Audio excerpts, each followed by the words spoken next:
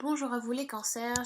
Donc pour les cancers, la coupe qui est sortie a été la maison de Dieu, donc les ou la catastrophe, et le diable. Bon, ce sont pas deux cartes géniales. En plus, quand elles vont ensemble, ça signifie souvent qu'on vous demande de ne rien tenter, que ce n'est pas le moment de prendre des décisions que vous pensez être bonnes pour vous ou utiles en tout cas. Voilà, ne rien tenter, ne rien espérer. Vous êtes peut-être dans une période où c'est mieux d'avoir un moment de réflexion, d'attente, parce que c'est pas le moment n'est pas propice, les énergies ne sont pas là, ne sont peut-être pas favorables pour vous actuellement, ou vous êtes dans une période de votre vie où même si vous souhaitez certaines choses, eh ben, ce n'est pas en accord avec votre vie actuelle, et donc il faut attendre. La maison de Dieu, eh bien, ça parle d'effondrement, hein. Donc si vous connaissez un peu le tarot de Marseille, vous voyez, enfin, je vais pas vous la montrer, mais on voit donc deux personnages qui tombent le haut d'une tour. Donc c'est souvent dû à un coup de foudre. Alors, si c'est amoureux, ben, ça peut être un coup de foudre. Genre voilà, vous avez rencontré la bonne personne, donc vous êtes un peu chamboulé émotionnellement, vous êtes un peu effondré, vous pensez pas rencontrer une personne comme ça, ou sentir autant touché par cette personne, cet homme ou cette femme, donc ça peut être tout simplement de cette manière. En général, vous n'arrivez pas à gérer la situation, il n'y a pas de contrôle. Vous ne pouvez pas faire grand-chose, vous pouvez seulement être spectateur de ce qui vous arrive. Voilà, c'est aussi le fait de vouloir monter trop haut, d'en faire trop, et ben on risque de chuter et de chuter et de se faire mal. Donc peut-être que vous pensez bien faire, gérer une situation et que vous vous dites ça va bien se passer, tout va, voilà, je gère, et que ben au bout en fait c'est l'hécatombe totale. Ça peut être ça. Ça peut être une bonne surprise comme une mauvaise. Voilà, une situation que vous n'arrivez pas à gérer, que vous ne pouvez pas gérer. Voilà, quelque chose qui vous tombe un petit peu sur la tête, quelque chose qui vous subissez un petit peu. Ce n'est pas, voilà, il y a quand même un côté positif. J'essaie vraiment de vous sortir le côté positif de chaque carte. Mais quand c'est une carte qui est plus dans la négativité, je vais pas vous mentir. Donc la maison de Dieu, la maison de la catastrophe, c'est l'effondrement. Un point, c'est tout. Il n'y a pas, des fois, voilà, je vais pas chipoter, même parce que bon, c'est quand même un coup de foudre, il y a quand même la foudre qui tape en haut de la tour, d'où l'effondrement. Donc c'est vraiment, ça vient de l'extérieur. Ça peut être une tierce personne, ça peut être autrui qui vous chamboule votre vie, ou voilà, quelqu'un qui peut vous faire un peu du mal, ou quelqu'un qui fait que vous vous sentez un petit peu effondré parce que ça peut être votre conjoint qui vous quitte et que vous n'y attendez pas du tout, vous n'avez rien vu venir et que vous vous sentez effondré parce que comment je vais faire pour vivre seul, ou comment je vais faire pour ça, faire ça, faut savoir vous rétablir après en tant que personne, émotivement, physiquement, moralement, voilà, en tant que célibataire. Ça peut être plein de choses. Le travail, pareil, licenciement, boum. Vous ne vous y attendez pas, licenciement économique. Ça peut être plein de choses. Donc ça, c'est la maison de Dieu. Ensuite, avec le diable, c'est quand même ça concerne énormément tout ce qui est tentation, désir, passion, attachement. Le diable parle beaucoup de pouvoir aussi. Mais un pouvoir pas très sain, un pouvoir où on aime vraiment dominer, être autoritaire sur les autres et faire ce que et vraiment voilà, un peu les prendre pour leurs esclaves quoi. Donc soit c'est vous le subissez, soit vous le faites sentir à autrui, même si vous ne le souhaitez pas, même si c'est pas dans votre attention. Je juge personne, c'est juste je vous définis les conditions de la carte. Euh, Ça passe aussi beaucoup, voilà, ça parle beaucoup de créativité, le diable. Le diable a quand même deux facettes, un côté qui est très beau et un côté qui est quand même beaucoup plus sombre. Voilà, le côté beau du diable, c'est que c'est quelqu'un qui est spontané, qui est ambitieux, qui a vraiment du cœur à l'ouvrage, qui souhaite aller au bout de ses désirs, de ses projets, beaucoup de passion, énormément de créativité. Si vous êtes un artiste, c'est vraiment le mois pour vous lancer, pour créer vraiment vous lancer dans quelque chose de nouveau ou continuer ce quelque chose que vous avez arrêté parce que vous étiez en manque d'inspiration. Ça parle beaucoup de magnétisme aussi, le diable, mais aussi de danger, de prise de risque. Donc ça, c'est à vous de voir. Ça symbolise énormément l'audace, l'éloquence et le charisme, le diable. Hein. Vous savez, les belles choses, je sais pas, le luxe, la beauté. Par exemple, je sais pas si vous... Moi, je suis pas catholique ou chrétienne, mais enfin, dans n'importe quelle religion, le diable est souvent vu comme dû à la luxure, parce que c'est beau, parce qu'on a envie d'y aller, parce que c'est superficiel. Voilà, le diable s'habille, enfin se présente en tant que bel homme ou belle personne ou quelque chose de magnifique qui fait que ça vous attire. Donc soit ça peut être voilà la beauté, la superficialité, être matériel. Ça peut être plein de choses. Comme on dit, comme le film Le Diable s'habille en Prada. Voilà, il fait en sorte qu'il soit vu et regardé, que tout le monde l'aime. Voilà. Mais il n'y a pas de profondeur. Vous voyez. Donc voilà, c'est un peut-être ce mois de février, on vous demande de, quand on associe la maison de Dieu et le diable, on vous demande de ne pas tenter, ce n'est pas le moment de tenter certaines choses. Voilà, c'est peut-être on vous demande d'attendre. Vous n'êtes pas en période, ce n'est pas une période très favorable. Il faut surtout pas aussi espérer certaines choses. Vous risquez d'avoir des désillusions avec la maison de Dieu et le diable. Mais ça, pour certains cancers ou certains cancers, ça peut parler de la créativité. Le cancer, vous êtes un signe où la créativité fait partie vraiment de votre signe. La créativité, l'imagination, le spiritisme, le magnétisme, voilà, vous êtes partie des signes où vous avez vraiment cette capacité naturelle à faire attention aux signes, à porter attention aux personnes, à avoir beaucoup d'empathie. Il y a beaucoup de médiums qui sont cancers. Donc voilà, vous avez cette capacité de voyance, de spiritisme. Donc ça peut être ça peut, avec le diable, ça peut juste se développer. Je parle pas forcément de négativité, c'est pas forcément négatif, je vous donne tous les aspects, donc n'ayez pas peur que j'ai pas de commentaires, ah, t'es que négative, tu racontes que de la merde. Non, il y a ce côté créatif, ce côté où vous développez une capacité psychique de la divination, ou ça peut être un côté un peu plus sombre, donc ça c'est à vous de faire le tri, ok? Donc voilà, ça c'était la tendance de vous les cancers avec ces deux cartes là. Ensuite donc nous passons avec la justice, le mât et le battleur. La justice, je l'ai déjà tiré pour les soit c'est les béliers, les taureaux ou les gémeaux parce que je fais dans l'ordre. Donc si vous avez votre ascendant qui a aussi doublement la justice, ça va avoir un sens beaucoup plus important pour vous. Donc prêtez attention à chaque carte. Voyez s'il y a un double sens. Donc la justice, qui est donc une femme, si vous voyez sur la carte, elle regarde droit devant elle. La plupart des cartes, elle regarde donc soit vers le futur, soit vers le passé. Là, elle regarde vers l'avant. Donc c'est quelqu'un qui agit dans le moment présent, qui fait foi de ses actes, qui tranche dans le vif. C'est pas quelqu'un qui va arrondir les angles du tout. C'est une femme autoritaire. Ça peut être une mère, ça peut être voilà, ça parle aussi beaucoup de maternité. C'est quelqu'un de sévère, de strict. C'est quelqu'un qui donne beaucoup d'amour. Je dis pas que c'est quelqu'un sans cœur, mais c'est une personne qui, à premier abord, paraît sévère et froide. Voilà. Donc soit vous êtes haut placé dans votre travail,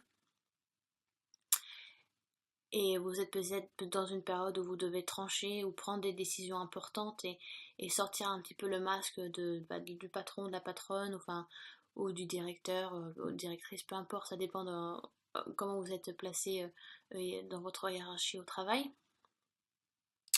Mais voilà, elle fait un petit peu sa loi, à sa manière aussi.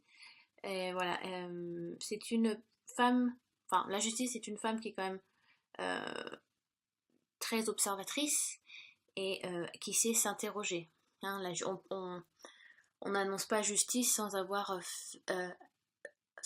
pris conscience des actes, des faits, des preuves, etc. Donc c'est quelqu'un qui prend le temps de écouter plusieurs sons de cloche avant de prendre sa décision, après un long jugement. Donc soit accompagné d'humains, vous tranchez sur une décision et vous souhaitez donc partir, ce qui annonce une démission, ou un déménagement, ça peut être plein de choses. Mais voilà, vous prenez une décision assez directe, assez franche. Ça peut ne pas plaire à certaines personnes, mais en fait vous vous en foutez un petit peu parce que là vraiment vous pensez à vous actuellement. Vous avez besoin de vous sentir bien dans votre vie, voilà, de vous sentir stable dans vos actes, ne pas vous sentir un peu bourlingué à tout va. Et donc voilà, vous prenez des décisions un peu importantes qui peuvent être importantes pour vous, mais c'est pour que vous vous sentez bien par la suite. Parce que c'est comme si vous aviez un blocage, un ancrage avant, parce que la justice elle est assise, hein, c'est pas quelqu'un qui va bouger, elle est beaucoup plus dans le côté moral que le côté actif, que ces deux-là par exemple. C'est quelqu'un de très terre à terre, cette personne. Donc soit ça peut être votre mère, voilà, ça peut être, voilà, ça peut être en rapport avec quelqu'un, une femme qui est proche de vous, soit vous prenez une décision par rapport à cette personne, ou alors soit elle prend une décision par rapport à vous, par rapport à votre relation. Mais en tout cas, il y a un des deux qui part. Si vous regardez cette vidéo selon un couple, il y en a un qui reste et il y en a un qui s'en va. Donc soit c'est vous qui prenez la décision et vous faites partir cette personne parce que vous lui faites comprendre que c'est plus nécessaire, soit vous prenez la décision et c'est vous qui partez. Voilà, vous prenez votre baluchon et on se casse. Enfin, vous en tout cas, vous prenez la décision de partir. Donc le mât, lui, voilà. Alors le mât, ou on l'appelle aussi le fou, en général il est vu comme un jeune homme. Moi j'ai le tarot de Marseille classique, donc on voit pas bien, mais normalement c'est représenté comme un jeune homme. Ça représente assez bien vous les cancers, mais vous êtes quand même très spontané. Là on vous demande de faire attention, et c'est bien d'être spontané, mais trop c'est inutile. Et vous risquez de prendre des risques. Ça fait un peu allusion au diable. Faites attention aux excès, que ce soit drogue, sexe, alcool ou des excès, même un attachement émotionnel, ça peut être difficile à laisser derrière soi. Parce que peut-être que vous faites une séparation, même si vous êtes encore amoureux ou amoureuse avec cette personne, et que voilà, vous vous dites, oui, on est encore amoureux de l'un l'autre, mais c'est pour notre plus grand bien que ça se passe de cette manière. Donc voilà, il peut y avoir un attachement émotionnel. Si vous voulez, ce sont des... ouais, ça parle un peu, voilà, avec le diable, il y a un peu des excès qui sont là. Il y a une notion de déménagement, de voyage, mais ça parle également que soit vous prenez une fuite, vous prenez la suite, ou vous fuyez les responsabilités. Alors que ça ne correspond pas du tout à la justice. Elle, la justice, au contraire, elle est fière d'en avoir des responsabilités, elle veut les assumer, et si elle peut en avoir plus, elle en aura plus. C'est pas quelqu'un qui va se délaisser de responsabilités du tout.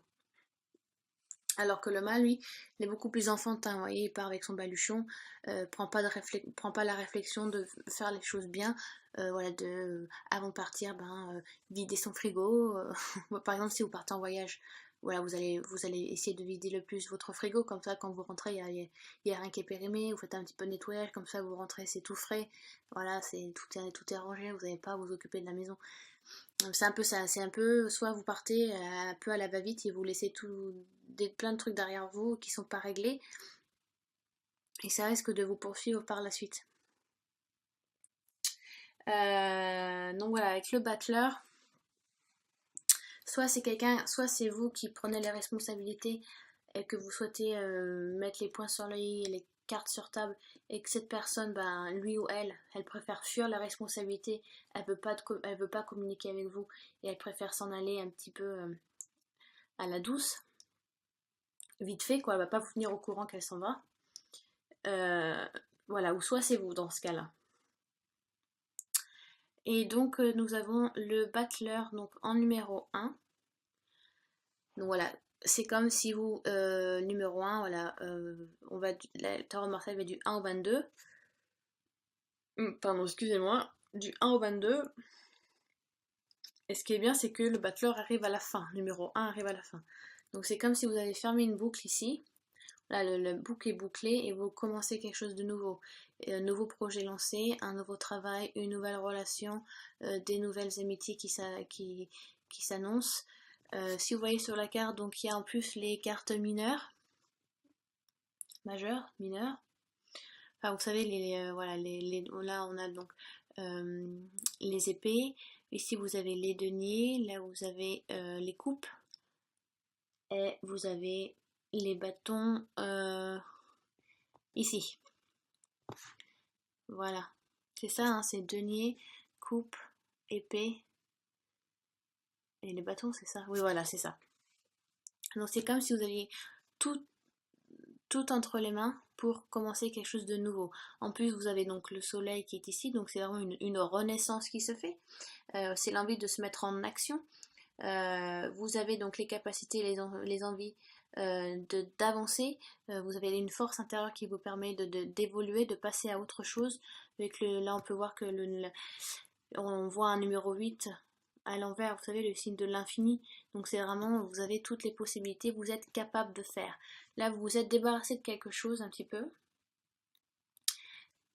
Ou alors, donc soit c'est voilà, vous avez pris une décision, vous êtes parti parce que voilà, vous êtes parti peut-être un peu vite parce que c'était peut-être mieux ainsi, que vous n'avez pas envie de vous attarder sur des choses, des discussions trop longues, voilà, c'était pas été utile. Vous avez tranché dans le vif, dans le nécessaire, c'est vite fait, mais c'est efficace, et là vous partez. Et là enfin vous vous ressentez renaître un petit peu. Soit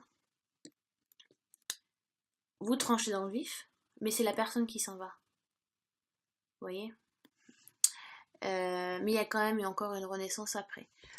Donc si c'est ou si vous êtes alors pour certains ça va être vraiment vous êtes en fin de relation pour certains cancers, ça peut être mal vécu parce qu'avec la maison de Dieu et le diable, il y a vraiment un effondrement émotionnel qui se ressent, même si vous sentez que c'est nécessaire pour vous, pour votre bien-être physique et moral, vous sentez que c'est nécessaire pour vous de quitter cette personne, même si vous êtes encore amoureux, ben vous avez la maturité, la sagesse de le faire, parce que vous savez que ça va être pour votre bien. Mais il y a vraiment, vous êtes un peu un effondrement émotionnel, vous allez vraiment le sentir passer ce coup-là. Parce que vous êtes peut-être encore amoureux ou amoureuse, ou que c'est une personne avec qui vraiment vous avez vécu des choses fortes. Donc c'est là on ressent bien la maison de Dieu et le diable. Donc c'est pas parce que vous êtes en rupture que faut aller noyer son chagrin dans l'alcool, les drogues ou le sexe, voilà. Et gérer vos émotions. Les cancers, c'est vrai que vous êtes hyper. Moi, je suis cancer, hein. Vous êtes hyper, on est hyper émotif.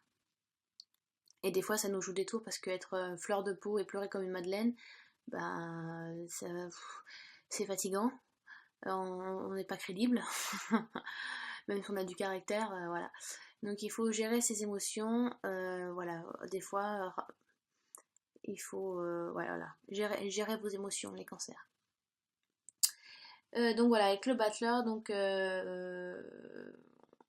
il peut avoir le fait que vous partiez de cette manière-là, il peut avoir un manque d'expérience ici, puisque vous n'avez pas pris le temps de mûrir, d'avoir une bonne réflexion, de mûrir sur certains projets, où vous êtes parti sur quelque chose, oh je vais faire ça, ouais, oh j'ai eu la chance de sauter, j'ai sauté sur l'occasion, je vais le faire. Ouais, mais après, sur le concret, tu fais comment, vous faites comment quoi. Il peut y avoir un manque d'expérience un petit peu ici, mais voilà, vous avez un savoir-faire vous avez envie d'apprendre, vous voulez avoir un savoir-faire de connaissance, vous voulez connaître certaines choses, vous voulez vivre quelque chose de nouveau. Donc si vous êtes célibataire, vous faites fuir un petit peu ceux que vous souhaitez draguer, hein, j'ai l'impression. Soit vous y allez trop fort, soit vous êtes trop autoritaire. Voilà, moi je suis comme ça, comme ça, je fais ça, je mange à telle heure, rien, rien.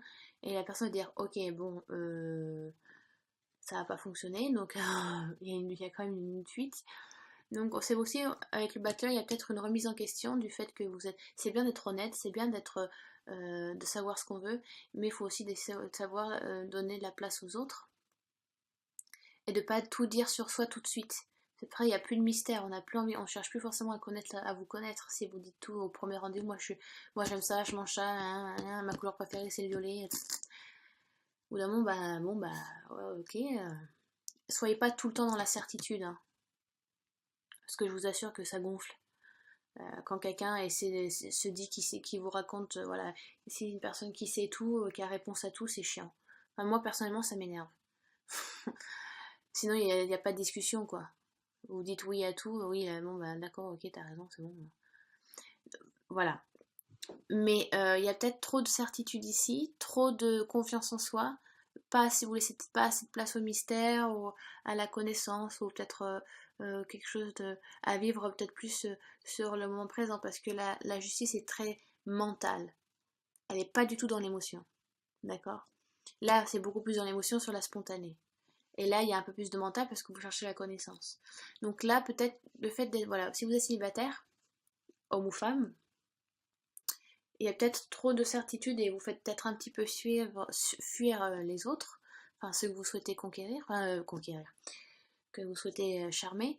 Et peut-être qu'il y a une remise en question ici. Bon, peut-être que je change ma manière de faire, ma manière de parler, ma manière d'agir. Voilà, le langage corporel, peut-être qu'il est trop intense, peut-être qu'il est trop vif, peut-être qu'il est trop prononcé.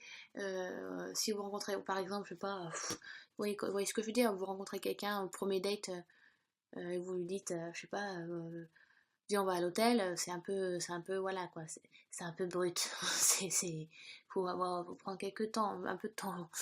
Donc voilà, il y a une remise en question quand même qui se fait. Il y a de la connaissance, voilà, soit c'est vous qui changez, soit voilà, le fait de quitter un travail, eh bien vous avez la possibilité d'en retrouver un autre, c'est quelque chose de tout nouveau, étant donné que vous êtes parti un peu à la va-vite. Mais je pense que vous repartez vous faites une remise à niveau professionnel aussi. Peut-être que vous vous rendez compte que vous avez fait trop longtemps le même travail, que vous souhaitez changer maintenant, que voilà, vous souhaitez faire, vous mettez un petit peu à nu, voilà, parce que ce sont deux personnes jeunes ici. Donc c'est quand on parle dans un tarot, enfin, dans le tarot marseillais, quand c'est quelqu'un de jeune, ça veut dire c'est le début, le commencement de quelque chose. C'est pas comme le pape qui lui finit sa vie, ou l'empereur, voilà, lui il a fait sa vie, il a plus rien à prouver à personne. Maintenant il donne conseil et c'est un bon médiateur. Là au contraire, non, vous avez encore des choses à prouver ici. Énormément à prouver ici. Là il y a beaucoup de spontanéité, soit vous fuyez une situation, soit c'est quelqu'un qui fuit votre remise en question parce que vous souhaitez lui parler et qu'elle ou lui n'a pas envie de communiquer avec vous du tout. Et là, il y a vraiment voilà, un savoir, vous avez envie de connaître et un savoir-faire. Vous êtes quand même très manuel, il y a beaucoup de voilà, de travail manuel ici qui se ressent dans cette carte, mais il y a un renouveau, voilà, un peu deux jeunes hommes. Donc voilà, j'espère que ce tirage vous a été euh, nécessaire, j'espère que vous avez vraiment retrouvé dans ce tirage les concerts. Ouh, j'ai mon ou qui s'en va. Si vous avez des questions sur ce tirage, euh, voilà, donc, ou si j'ai pas assez expliqué, ou s'il y a un aspect que j'ai sauté, n'hésitez pas à laisser les commentaires sous la vidéo. Alors oui, ça ne sert à rien de me dire dans les commentaires, je suis cancer, ascendant lion, lune en poisson. Qu'est-ce qui va se passer pour moi? Je ne réponds pas à ce genre de questions, je fais pas de privé encore. Donc, si vous connaissez votre ascendant et votre signe lunaire, c'est parfait. Allez voir les autres vidéos et vous ferez vous-même votre propre conclusion sur les 3 vidéos, lequel vous a plus correspondu. Ok? Mais toute autre question, il n'y a pas de souci. Même si c'est des questions qui ont rien à voir, j'irai